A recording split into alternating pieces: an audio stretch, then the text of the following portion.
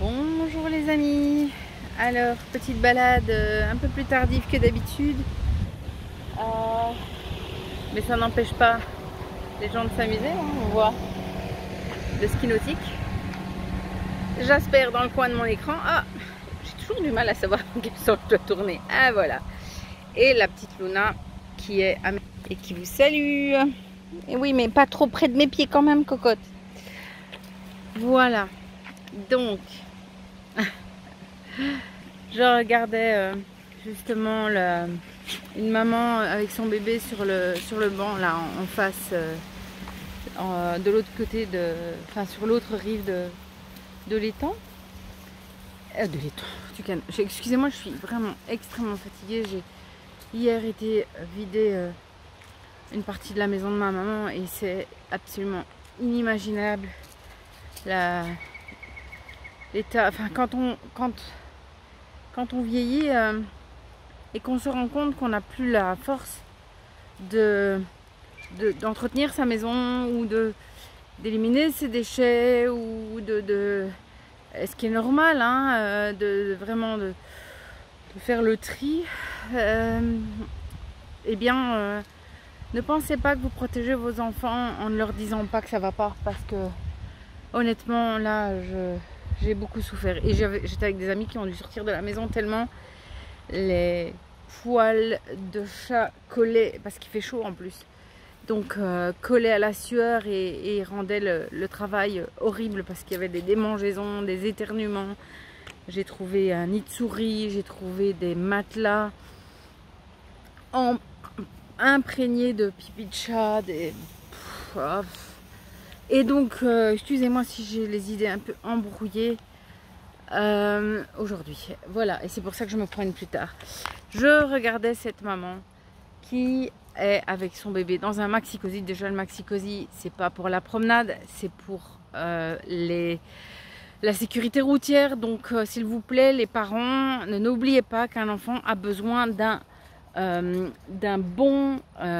bonne poussette, pour une bonne assise pour protéger son dos et de bons amortisseurs. C'est pas les roulettes, les petits trous minuscules toutes raides d'un support de maxi-cosy qui font l'affaire, hein. Donc, enfin bon, bref, cette dame est là avec son bébé qui visiblement est réveillé parce que je vois les petites mains, les petites jambes, les petits bras qui gigotent, et elle est au téléphone et elle parle et j'ai eu cette image du siècle dernier où les mamans, déjà elles se promenaient à plusieurs. Bien sûr elles parlaient entre elles, mais aussi elles parlaient à leur bébé, à leurs enfants. Et je me demandais à quel moment on avait oublié que le plus important c'est le lien à l'autre.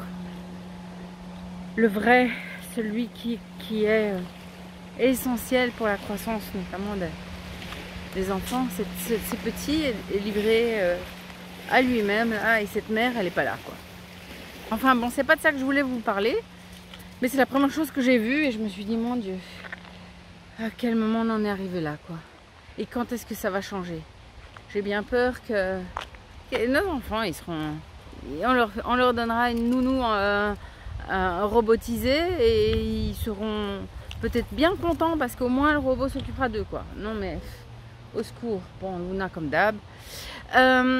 Je voulais vous parler dans le même, enfin pas le même thème, mais dans la continuité du shading de la semaine dernière. Je voulais parler de la transfusion sanguine. Je pense que ça vous intéressera. Encore une fois, je ne vous dis pas que j'ai la vérité, la solution magique ou que j'ai fait de longues études en double aveugle pour pouvoir vous donner les informations que je vais vous délivrer aujourd'hui, mais je voulais simplement partager avec vous quelques réflexions comme toujours. Alors, j'ai en tant que médecin gynécologue assisté à des catastrophes dans ma vie, au cours de ma formation et au cours de ma pratique de gynécologue. Deux cas me reviennent comme ça parce que c'était vraiment marquant. D'abord, c'était le cas d'un motard. Moi, j'étais dans la salle à côté de la salle où on avait amené ce patient, ce motard. Et on n'a pas pu démarrer notre intervention parce que tous les anesthésistes ont été appelés à la rescousse. Et pas que les anesthésistes, il y avait les infirmières anesthésistes, il y avait plusieurs chirurgiens. Et je me souviens de ce jeune homme, parce qu'il devait avoir la trentaine, à qui on a transfusé une dizaine de poches de sang minimum. Et ça coulait par terre en fait. Son sang sortait plus vite de son corps qu'on arrivait à faire rentrer. Et les anesthésistes avaient les poches de sang sous les bras pour pousser, pour que ça rentre plus vite. Ils avaient mis des perfusions partout. Le chirurgien, enfin les chirurgiens essayaient d'arrêter les hémorragies. Comme ça, il n'était pas conscient, donc pas besoin d'anesthésie en fait. Et il n'a pas survécu, je pense. Enfin, je suis même certaine qu'il n'a pas survécu. Et je me souviens que c'était rouge partout. C'était impressionnant. C'était triste. L'autre cas, c'est le cas d'une patiente que nous avions opérée avec un de mes seniors. Hein. On avait opéré pour une connerie, mais vraiment une connerie. Une stérilisation, voilà. Et ça s'était pas bien passé parce qu'on avait blessé la veine cave en rentrant en début d'intervention. On s'en était rendu compte. On avait ouvert le ventre très largement pour suturer cette veine cave et on l'avait colmatée. Et cette patiente part en salle de réveil et son chirurgien, hein, moi j'étais la petite main, son chirurgien s'en va consulter, c'était une collègue expérimentée, une 60aine d'années, et je suis là en salle de réveil, la dame parle, elle s'est réveillée, elle nous exprime, on lui explique ce qui s'est passé et tout à coup elle dit je me sens pas bien. Et je me souviens qu'on avait mis des bouteilles de drain, hein, vous voyez des bouteilles pour récupérer le sang, et c'était pour surveiller si elle saignait pas, et ces bouteilles, toutes les bouteilles se sont remplies en 1 minute. Elle a perdu tout son sang, on n'aurait rien pu faire, elle est morte. Le coup de fil à son chirurgien, c'était quelque chose, c'est moi qui l'ai passé. Et donc c'est pour vous dire que parfois la situation elle est absolument dramatique et que là on n'est pas en train de se demander si on va avoir du sang propre ou du sang pas propre, avec des spikes, avec de l'ARN messager. Là on est dans la survie. Ces deux cas sont tragiques parce que les gens sont morts, mais heureusement qu'il y en a plein qui ont survécu. Les hémorragies obstétricales sont aussi extrêmement violentes. Et peuvent être des bonnes raisons pour transfuser. Et là, il faut arrêter de se poser les mauvaises questions. Je crois que il faut surtout sauver la personne.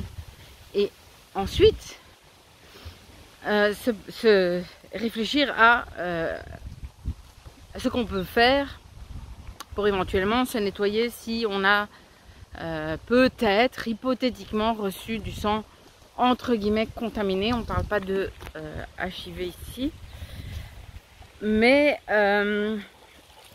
on est dans l'urgence vitale absolue. Vous avez un accident de voiture, c'est pas le moment de vous demander si vous allez ramasser de la spike dans votre transfusion, et d'appeler Pierre-Paul Jacques pour qu'il vous fasse un don, ou d'appeler en Suisse, parce que je crois qu'en Suisse ils ont le projet de faire une banque de sang entre guillemets propre. Encore une fois, je vous renvoie à la vidéo de la semaine dernière sur le shading. Qu'est-ce qui est propre aujourd'hui? Enfin voilà, sommes-nous vraiment propres? Et donc vous n'aurez pas le temps. Bonjour. Vous n'aurez pas le temps de faire ça. Vous n'aurez même pas la possibilité d'y penser. Le chirurgien ou l'anesthésiste à qui vous allez vous adresser, si vous êtes conscient, il n'est pas au courant, il n'a pas les numéros de téléphone, on va pas envoyer un hélico, enfin c'est hors de sujet, hors de propos ça. Voilà, donc ça c'est déjà une première chose. Alors, À l'heure actuelle, on ne peut pas dire que y ait des gens qui courent se faire injecter toutes les semaines avec des pseudo-vacs. Et donc, l'ARN messager, ça grouille pas non plus dans les poches de sang. Hein. Spike, oui, non, peut-être. J'en sais rien en fait. J'en sais rien parce que encore faudrait-il que la personne qui a donné son sang soit un super producteur, que ce soit relativement récent, qu'il soit suffisamment en bonne santé pour aller donner son sang. Or, ceux qui sont super producteurs ne sont pas en top forme. Tout le monde n'est pas donneur de sang. Enfin bref, je crois qu'il faut revenir vraiment. Et je comprends hein, la préoccupation, c'est pas que je la nie, mais ici en Belgique en tout cas, c'est impossible de faire une banque de sang entre guillemets propre parce que la Croix-Rouge a un monopole national et que c'est tout simplement interdit. Donc vous n'allez pas mettre ça dans votre congélateur à la maison, que je sache. Hein. Il y a la possibilité de faire, si on a le temps, hein, de faire un don autologue, donc de se donner son propre sang, donc de demander le prélèvement de sang et la conservation pour le jour de l'intervention, éventuellement, donc si ça saigne, de pouvoir vous le remettre, mais ça se fait rarement, c'est possible, mais ça se fait rarement. Toutes les opérations ne sont pas susceptibles de donner des gros saignements. En général, les interventions gynécologiques les plus lourdes, c'est plutôt les cancers de tout ce qui est pelvis, ovaire, utérus, et pas vraiment beaucoup les cancers du sein. Et encore une fois, moi j'ai jamais vu de personne devoir être transfusée pour une hystérectomie, jamais, jamais, même pour un cancer, jamais. Par contre, ben voilà, cette dame, je vous dis, pour une stérilisation, jamais on leur aurait proposé de donner son sang en prévention. C'est un truc, on en fait plein et ça saigne pas, donc c'est difficile de prévoir. Peut-être les interventions orthopédiques qui donnent lieu à des pertes de sang abondantes, oui, mais ça arrive. Vous ne vous mettez pas une prothèse de hanche à 20 ans, sauf si vous avez eu un accident de voiture et dans ce cas-là, vous n'avez pas le temps, encore une fois, de prévoir un autodon. Mais sinon, on s'adresse quand même à des personnes plus âgées qui ne sont pas en capacité de supporter une saignée pour se prémunir d'une éventuelle saignée plus tard. Enfin voilà. Donc c'est quand même quelque chose qui ne se fait que fort rarement. Voilà, il faut être vraiment en bonne santé pour se donner à soi-même du sang, et vous pourrez quand même tirer qu'une poche, quoi. Hein. Faut pas, peut-être deux si vraiment vous êtes en super forme, mais pas plus. Donc voilà, ça c'est pour l'autodon. Alors il reste les alternatives au sang. Quand on a le temps, quand on n'est pas dans l'urgence. Et je vais vous partager l'histoire de ma mère. Je ne dis pas, attention, je ne dis pas que c'est ce que vous devez faire. Je ne dis pas que c'est la recette magique. Je ne suis pas en train de vous faire une prescription. Je ne suis pas en train de vous pousser à vous auto-traiter. Je vous raconte juste une histoire. Vous en faites ce que vous voulez, ok ? Ça, c'est un petit coucou à l'ordre des médecins qui éventuellement auraient envie de m'emmerder. Ma mère se retrouve gravement anémique. Pour les raisons que j'ai su après, puisqu'elle avait un cancer. Elle se retrouve gravement anémique et on lui propose une transfusion de sang à l'hôpital. Mais ma mère y était rentrée. C'est une anémie qu'on appelle chronique, c'est-à-dire quelque chose qui s'est installé. Oh, il y a un petit rat qui est passé. Ah, joli. Oh, j'espère que Jasper va pas me le ramener. C'est une anémie qui s'est installée progressivement, et donc le patient il a le temps de s'habituer à l'anémie. À un certain taux, il n'est pas bien. Donc ma mère n'était pas bien. Elle était extrêmement essoufflée. Elle avait du mal à se concentrer et elle avait du mal elle n'arrivait plus à faire une phrase complète sans s'arrêter pour respirer. Elle montait très difficilement les escaliers, etc. Ce qui explique l'état de sa maison aujourd'hui. Hein.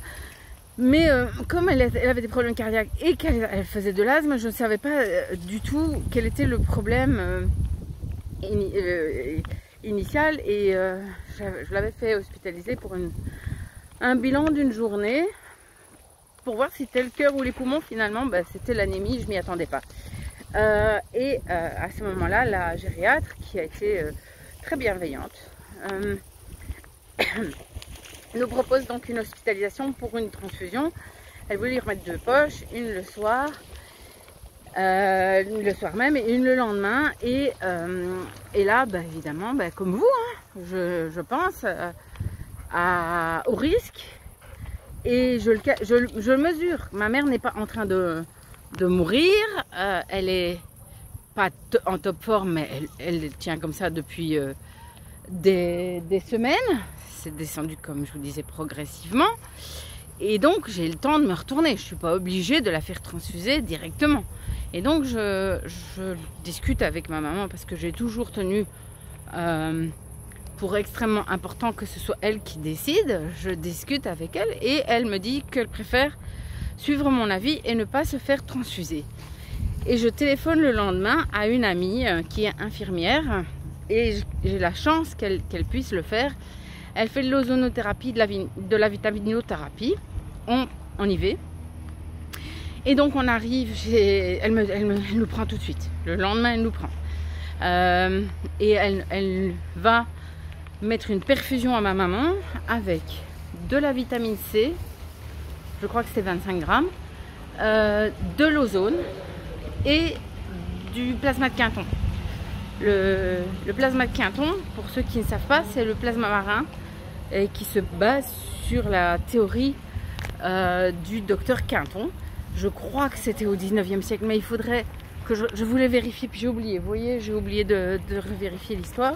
Mais donc le docteur Quinton, lui, part de l'idée que comme la vie est née dans la mer contient tout ce qu'il faut pour la vie. C'est d'une logique implacable. Et pour tester son hypothèse, il va bien sûr purifier l'eau de mer et la diluer pour qu'elle soit isotonique, pas hypertonique, donc c'est-à-dire qu'elle ait la même salinité que le sang.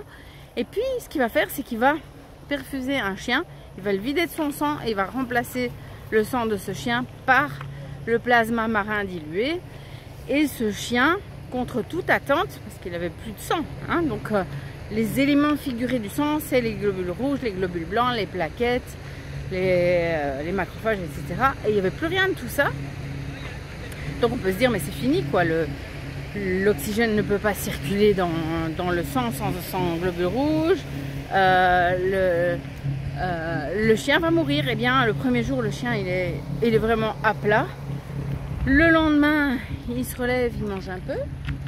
On peut plus y aller, mon gros, parce que ça, ce sont les travaux. Viens. Les travaux du pont effondré. Et le 3e jour, le chien pète la forme, court partout et il a vécu encore de longs mois, si pas de longues années, en pleine forme jusqu'à ce qu'il meure dans un accident de calèche, je crois. Et donc cet animal avait en quelques jours, le plasma marin avait stimulé avait permis de remplacer temporairement le sang, et la moelle avait refabriqué des globules rouges, des globules blancs, et la rate, etc. était intervenue. Donc il avait eu un rafraîchissement de son sang. Et donc arrive à ce moment-là une épidémie de choléra. Le choléra, c'est une maladie qui donne de la diarrhée, une diarrhée cataclysmique, et qui provoque la mort des gens par déshydratation, surtout si ce sont des gens vulnérables comme des personnes âgées ou les enfants. Et donc il y a beaucoup de gens qui commencent à mourir. Je pense que ça se passait à Paris. Et il y a beaucoup de je pense et je crois. Il faudra vérifier tout ça au niveau de l'exactitude des détails, mais c'est vraiment une histoire tout à fait intéressante. Et donc le docteur Quinton, il se dit, mais il faut que j'intervienne, j'ai une solution. Et il va perfuser tout un tas de gens à l'eau de mer diluée, purifiée aussi, hein. Il y avait moins de métaux lourds à l'époque. Et il va sauver plein de gens, notamment des enfants de la noblesse, et il va devenir la coqueluche du tout Paris. Il va être reçu partout, invité à dîner, vraiment il va connaître son heure de gloire, et tout le monde voulait le traitement du docteur Quinton, et ça va continuer jusqu'à la fin de sa mort, jusqu'à la fin de sa vie, au moment de sa mort. Sa mort n'est pas finie, je pense qu'il est toujours mort, et donc il va après son décès, il va connaître un déclin brutal, parce que sans doute que déjà les gens ont la mémoire courte, et puis qu'il y avait peut-être aussi l'avènement des produits pharmaceutiques basés sur le pétrole, poussés par les Rockefeller, qui sont arrivés, et comme ils ont mis la main sur tout, eh bien tout ce qui était naturel et pas cher, ça leur convenait pas. Donc ma maman, pour en revenir à ça, elle arrive, sans vous mentir, hein, elle se tenait au mur, elle faisait des pauses, et elle n'arrivait pas à faire une phrase complète sans devoir s'arrêter pour respirer. Donc elle arrive dans un état quand même préoccupant, hein. Là je pense à l'époque 6,9 d'hémoglobine, ce qui n'est pas beaucoup du tout, puisqu'il faut entre 12 et 13 normalement. L'hémoglobine étant ce qui transporte l'oxygène dans le sang, pour oxygéner toutes nos cellules. Et elle reçoit, donc elle s'installe, perfusion, tu prends 1h30, elle reçoit 2 ampoules de plasma marin dilué, bien sûr stérilisé, de l'ozone et de la vitamine C, et on papote. Voilà, c'est une grande amie, l'infirmière, donc c'est encore plus maintenant que je la connais mieux. Et au bout d'1h30, eh bien, l'infirmière dépique ma maman, c'est-à-dire qu'elle enlève la perfusion, elle lui met un petit sparadrap, on la remercie, et ma mère part, mais j'ai dû courir derrière elle pour la suivre. Elle démarre, mais ma mère était très dynamique, jusqu'à très loin dans sa maladie. Elle est restée très dynamique, jeune d'esprit. Enfin, vous savez, je vous en ai déjà parlé dans un tas de vidéos. C'était une femme absolument exceptionnelle, hors norme, d'une jeunesse d'esprit, d'une vivacité d'esprit, d'une créativité extraordinaire. Elle aimait la vie la passionnait, et elle avait toujours des projets. Elle était extrêmement présente, envahissante, tout ce que vous voulez aussi, bien sûr, ça va avec, mais elle était tellement... c'était une tornade, quoi, mais une tornade de joie. Et donc, je la retrouve là. Elle part. Au revoir, merci. Hop, elle fonce, quoi. Plus d'essoufflement. Je n'ai jamais, moi qui ai fait transfuser des gens, hein, notamment après des accouchements qui avaient été hémorragiques, j'ai fait transfuser des gens. Ça, je n'ai jamais vu. Jamais je n'ai vu cette énergie revenir aussi vite. Les gens me disaient après transfusion de sang que ça allait mieux, que voilà. Bon, après vous me direz, elles venaient d'accoucher, elles étaient de KO parce que c'est fatigant aussi, mais il n'y a pas que ça. J'ai déjà fait transfuser des gens que j'ai opérés, donc ça reste rare, mais c'est arrivé, surtout avant qu'on ait les perfusions de fer. Je ne dis pas que les perfusions de fer c'est bien, n'oubliez pas ces histoires de graphène, oui, non, il y en a pas, on ne sait pas. De toute façon, ce sont des produits chimiques, si on peut éviter c'est mieux, parce qu'en plus les perfusions de fer c'est allergisant. Bref, mais ça, espèce de miracle que j'ai vu sur ma maman, ça m'est resté. Et je me suis dit, mais en fait, on a oublié cette histoire du plasma de Quinton. Si maintenant en plus on bénéficie d'autres découvertes ou redécouvertes comme la vitamine C et d'appareils capables de mettre de l'ozone, c'est-à-dire de l'oxygène très concentré, enfin une espèce de super oxygène dans une poche à perfusion. C'est un gaz, donc on ne met pas ça directement dans le sang. On met ça dans la poche à perfusion, ça se dilue dans le liquide et puis vous perfusez la personne. Donc si on est capable de ça aujourd'hui, mais c'est génial, pour peu qu'on ait le temps. Il y a un chien là qui est tenu en laisse. Je ne sais pas si c'est parce qu'il est méchant. Hein, viens ici ma cocotte. Viens ici. Il est gentil. Ah, ça va. Mais peut-être que la mienne va le manger. Il va s'en aller. Il est en liberté, mais il y a des gens. Oui, bah, le mien il nage. Et comme j'ai pas envie d'aller nager avec lui, ah bah oui, ça c'est une race qui adore nager. Ouais, hein. il est tout le temps dans l'eau. Tout le temps. Je viens le matin et au soir, j'ai pas envie qu'il aille dans l'eau. Non, mais je vais le lâcher si veut jouer, je vais le lâcher. Ouais. Nous on va continuer en général. Oh bah dis Jasper, tu peux pas t'ébrouer plus loin. Bonne balade monsieur. Allez viens. Pardon, désolée. C'est toujours un peu chaotique, je sais jamais qui je vais rencontrer. Et je pensais qu'à cette heure-ci, il n'y aurait pas grand monde. Et puis voilà. Donc, voilà, je vous raconte cette histoire. Vous en faites ce que vous voulez. Moi, j'ai rien prescrit du tout. Je vous donne une info. C'est tout. Mais réfléchissons tous ensemble. Parce que on est focalisé sur une seule chose, c'est le sang. Le sang. Si j'en perds, qu'est-ce que je fais? Où est-ce que j'ai trouvé du sang propre? Peut-être qu'il faut élargir son horizon. Peut-être qu'il faut aller chercher du côté des solutions qui sont aujourd'hui à notre portée. Peut-être que c'est aussi parce qu'on nous a beaucoup menti. Peut-être qu'il y a des gens qui ont entendu parler du dioxyde de chlore. Je peux pas vous en parler ici, mais je l'ai déjà. Enfin, j'ai été écouter les formations d'Andreas Kalker. Je suis allée à Paris, donc voilà. C'est pas du tout exclu qu'il y ait des solutions pour nous éviter de devoir choisir entre la peste et le choléra, sauf en cas d'urgence, comme je vous le disais. Voilà. Donc ça, c'était mon petit mot du jour. Alors je vais quand même terminer parce que j'ai commencé sur cette maman qui parle pas à son bébé.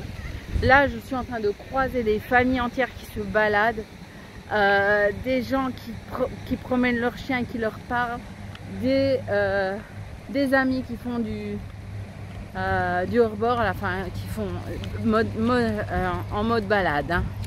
Donc, mon Dieu, tout n'est pas perdu dans le contact humain. Et on pourrait peut-être d'ailleurs me reprocher à moi de promener mes chiens sans trop leur parler, puisque je suis en train de vous parler à vous. Voilà. Mais je sais que vous êtes là, donc ça m'encourage à le faire, parce que je sais que vous êtes des vraies personnes. Alors je vous vois pas, c'est en décalé, puisque je vais vous lire plus tard, mais que je n'aurai pas la possibilité de vous répondre. C'est pas un vrai dialogue, mais je sais que vous êtes là et que nous avons j'ai la faiblesse de croire, la naïveté ou autre chose, de croire que nous avons une vraie relation. Donc je vous embrasse fort, et puis là je vais terminer ma petite balade en étant un petit peu plus concentrée sur mes chiens. Mais je pense que Jasper il s'en fiche un peu, parce que vraiment il s'en donne à cœur joie à nager. Tandis que Luna, on la mettra pas dans l'eau, la petite cocotte. Un petit coup d'œil à nos amis pour terminer. Si mon téléphone veut bien, il veut pas. Ça y est. Hop, Luna qui broute. Jasper loin là-bas. Oups. Je sais pas si vous le voyez. Il est là à regarder comment entrer dans l'eau. Bah, il revient là. Comment entrer dans l'eau. Et le bateau et les petits oiseaux qui chantent. Et voilà. Et je vous embrasse fort. Prenez bien soin de vous les amis. Et renseignez-vous surtout. Renseignez-vous toujours. Et puis ne croyez jamais personne sur parole. Voilà. À très vite. Au revoir.